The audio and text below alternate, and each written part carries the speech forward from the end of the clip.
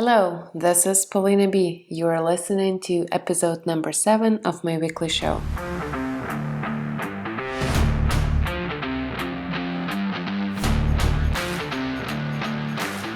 Today I want to talk about productivity apps and tools.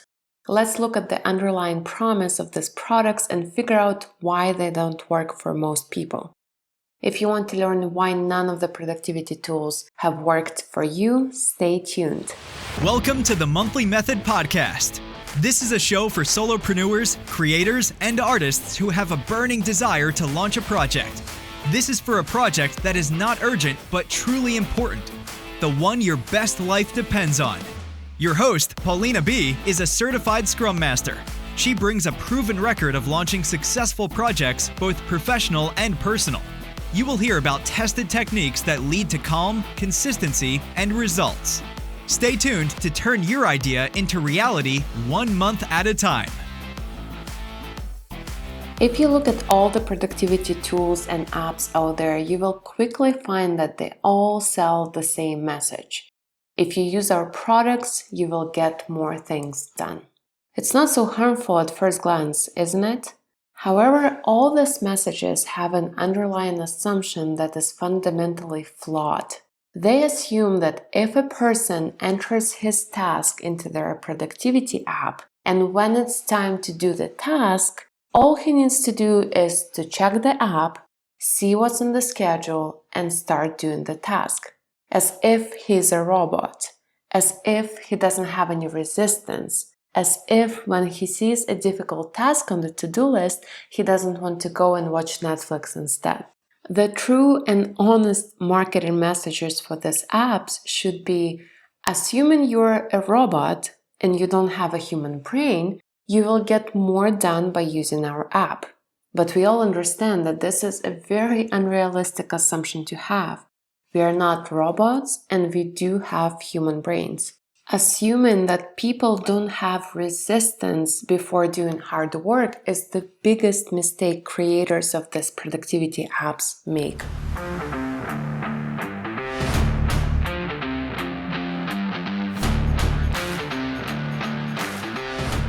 Now let's look at the idea of time management. We are so used to hearing the phrase time management that we don't even stop to think about what it truly means. Let's pause for a second. Let's spell it out. Time management. It is the process of managing time, as if time could be managed. Time happens exactly the same way without your involvement. The sun came up this morning without your management. It will go down tonight also without your management. Same with time. 24 hours will pass without your involvement. Therefore, you cannot manage time.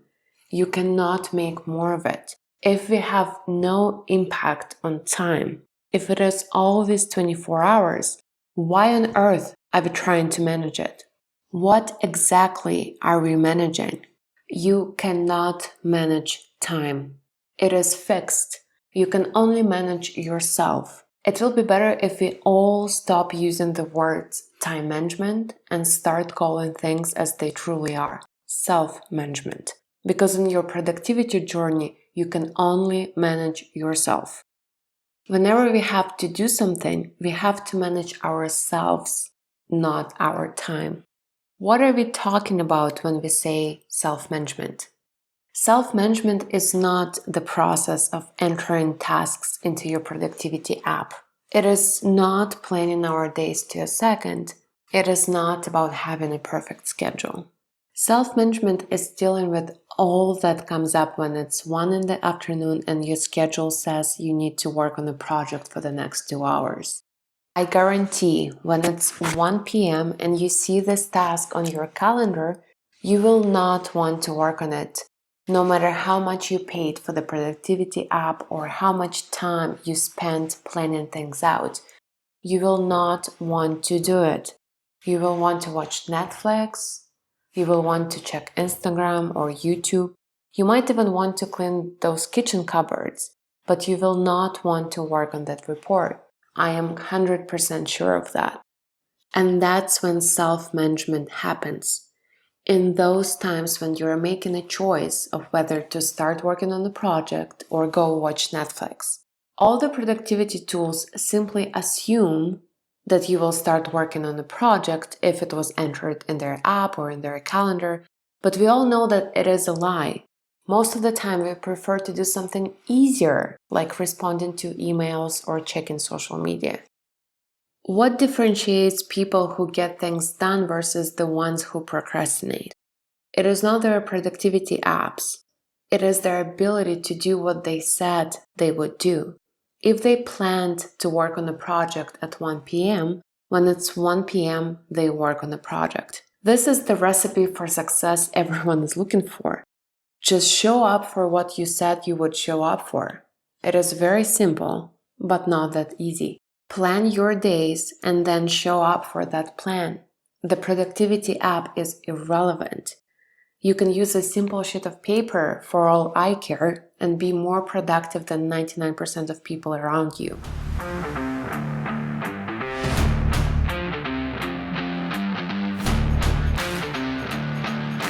I hope I have convinced you that the secret of productivity is self-management, not time management. It is showing up for what you said you would show up for. It is about establishing trust with yourself. This is 80% of what you need in order to succeed. Productivity apps, scheduling systems, different calendars, etc. This is the remaining 20%. I used to waste hours on YouTube and Pinterest trying to find the best productivity app, the best way to schedule things. I would then spend hours making my calendar look nice. I would color code different calendars, optimize the heck out of it. But it didn't work because when it was time to show up for my schedule, I didn't know how to manage myself and my resistance. If you still believe that the reason you are not getting important things done is because you don't have the right app, think again. I am sure the reason you are not getting important things done is because you don't know how to deal with your resistance. You don't know how to manage yourself.